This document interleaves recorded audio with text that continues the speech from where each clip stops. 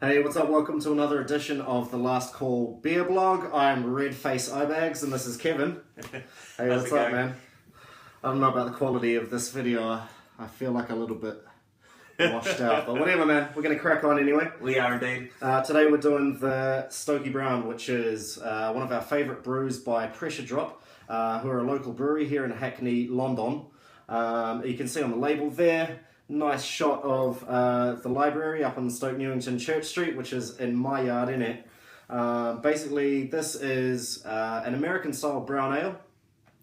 For those of you who don't know the difference, it's more or less academic. The difference between an English and an American-style brown ale is really just the fact that the American style, as with most of their beers, tends to use a much more hop-forward brewing technique, which is obviously evident in the palate.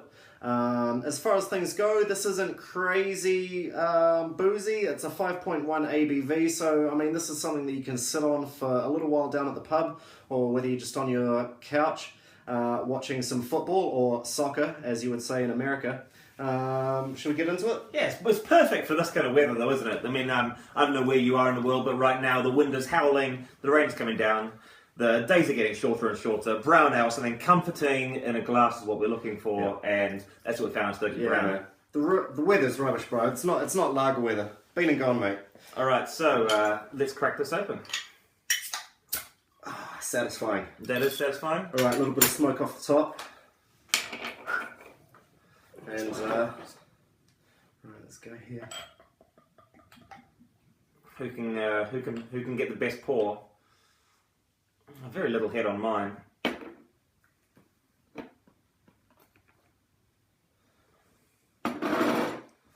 Well, you know, a little bit of head's better than nothing, right? That is true.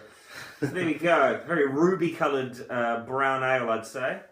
It's quite a murky brown, actually. It is. I think with a lot of beers that go into production, they tend to be filtered to within an inch of their life, and you get something that's really clear. This doesn't have a high degree of opacity. It is quite a murky kind of brown ale, but you know what? That kind of, to me, that kind of says that it's authentic, man. That makes it feel proper to me. Yeah. You know if you what I mean? can't see through it, it's got to be good. Yeah. If you can't see through it, it's obviously not a shite Australian lager. So that is true. Anyway, should we nose this bad boy? Yes. Oh, It is hoppy, isn't it? hoppy straight away. With most ale styles, I mean, you tend to get more of a malt thing up front. Yeah, you're not getting that at all. Yeah, this is definitely hop forward, and I got to say, I love it for that. Like a really piney, grapefruity, pineapple-y resin. Yep, resin being the word of the day. Shout out to Jack Sinden there. Sure. I don't know. The crema on top. It's not quite white. It's, as you said. I think last time we tried this was pub ceiling. Is that the colour you go for? Pub ceiling or smoker's teeth, I believe, was the colour I gave to the head. Yep. I stand by that one. And when I hold it to light, it definitely is kind of it's a murky ruby with strong on the hop nose. Definitely hop forward. Anyway, enough about the nose. Cheers. Let's crack this one.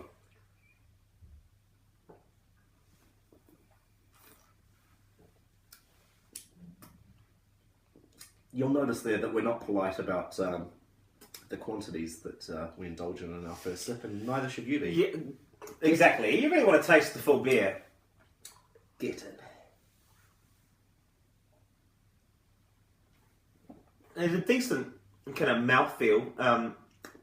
It's got quite a velvety mouthfeel. It does, and the carbonation is there, but it's not extreme. I always feel weird saying velvety mouthfeel.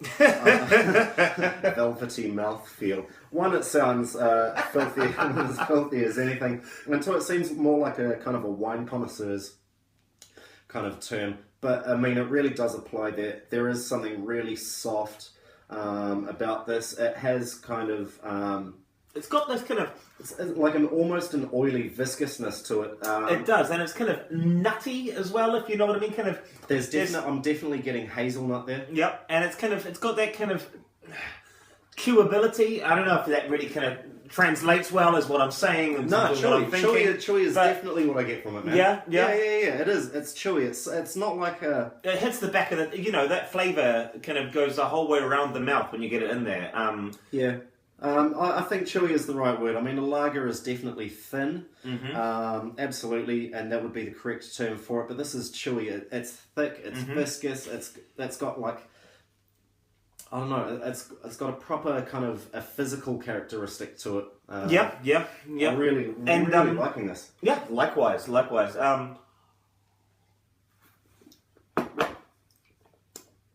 I have to say, brown ale really gets kind of a bad rap as being kind of an old manny beer, and for a long time I suppose it was, but I think the new school brewers that are out there, they've really taken it back, and not that they've really reinvented the wheel, but they've brought to the brewing process something that's much more interesting than kind of your bog standard like landlord ales. There's a lot more going on. Nothing wrong with Timmy Taylor's though, but no, absolutely nothing wrong with it at all. But there's something more going on with this one, and there sure is.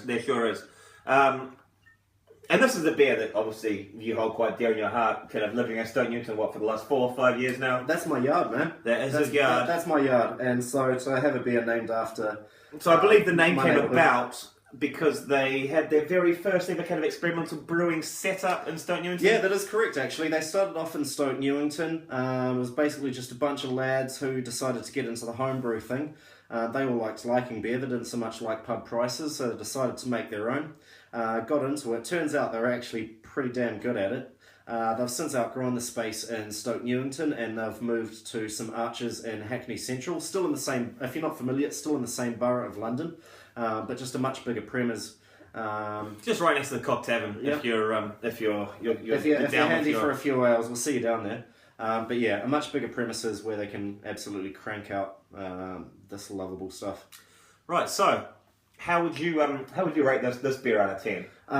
When I first got to England, I wasn't really familiar with ales, and so it was a bit of a learning curve for me. I started out drinking just like the bog standards that you see in any pub.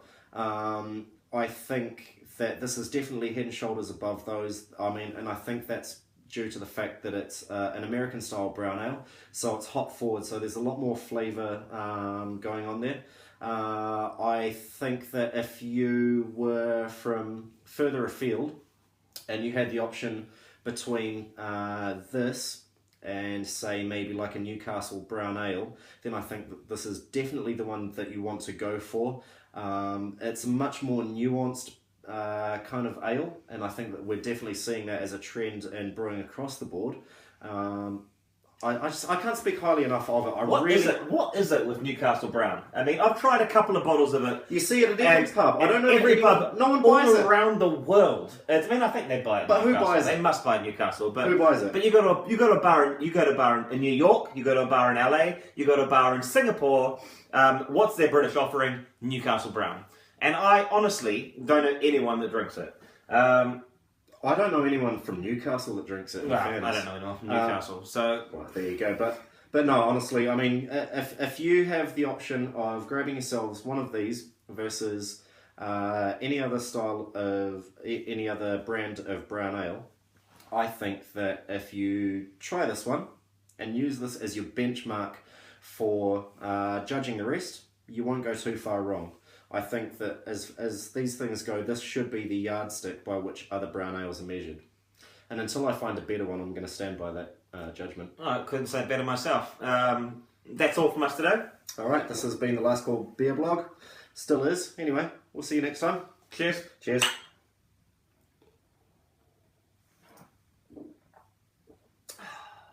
That's all right, good.